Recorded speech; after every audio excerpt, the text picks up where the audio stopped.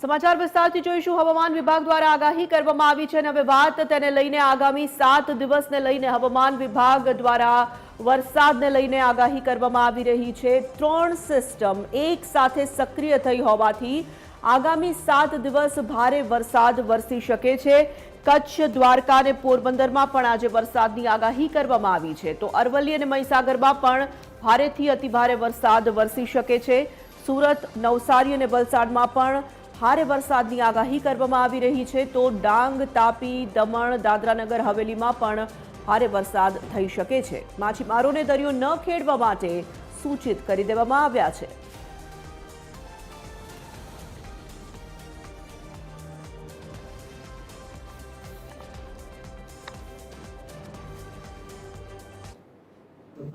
Gujarat reason के लिए आज, कल और परसों यानी डे 1, डे 2 और डे 3 के लिए वेरी हेवी रेनफॉल की वार्निंग है। उसके बाद डे 4 से लेकर डे 7 तक हेवी रेनफॉल की वार्निंग है।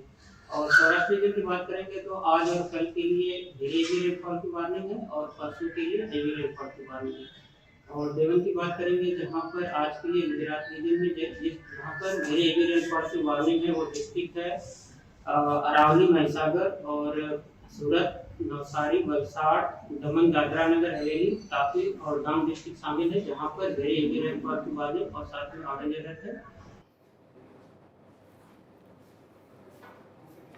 તો આગામી 7 દિવસને લઈને જે આગાહી કરવામાં આવી રહી છે, આજ વિષય પર વધુ વિગતો સાથે અમારા સંવાદદાતા મૌલિક ઉપાધ્યાય જોડાઈ ચૂક્યા છે। મૌલિક, હવામાન વિભાગે આગાહી કરી છે આગામી 7 દિવસ હજુ પણ રાજ્યમાં સાર્વત્રિક વરસાદ થઈ શકે છે। હવામાન વિભાગની જે આગાહી છે તે મુજબ કયા કયા જિલ્લાઓમાં વધુ વરસાદ રહી શકે છે?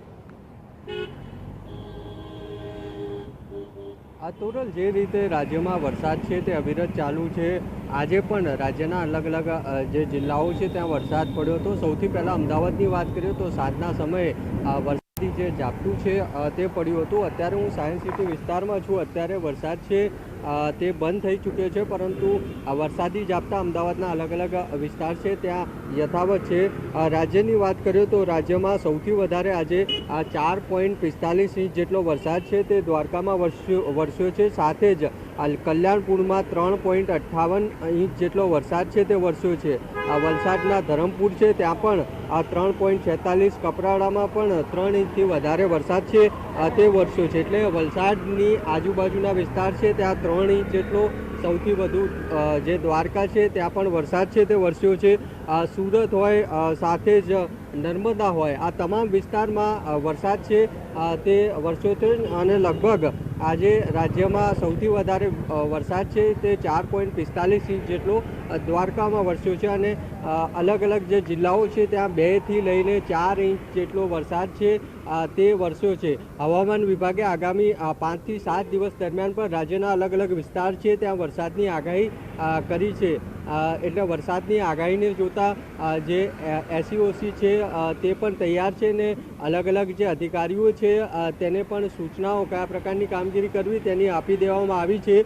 અત્યારે જે રીતે આજની સ્થિતિની વાત કરીએ તો આ જે વિસ્તારો છે ત્યાં વરસાદ છે તે વરસ્યો છે અને અત્યારે હાલ અમદાવાદની વાત કરીએ તો અમદાવાદમાં પણ એક ઠંડકભર્યું વાતાવરણ છે અને અલગ અલગ વિસ્તારમાં વરસાદી ઝાપટા છે તે વરસી રહ્યા છે। જી ધન્યવાદ મૌલિક તમામ જાણકારી માટે। તો જે રીતે હવામાન વિભાગ દ્વારા આગાહી કરવામાં આવી છે 3 સિસ્ટમ એક સાથે સક્રિય થવાને કારણે આગામી 7 દિવસ સાર્વત્રિક વરસાદ થઈ શકે છે।